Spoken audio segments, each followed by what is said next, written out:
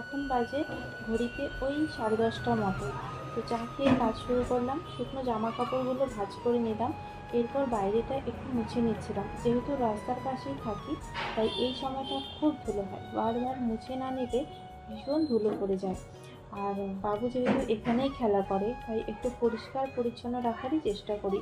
তো দুপুরে রান্না বসিয়ে দিলাম। আজকে করবো লাউ, আর ফ্রিজে একটু মাছের তেল আছে। ভাবছি পেঁয়াজ আর বেগুন দিয়ে ভাজা ভাজা বানাবো।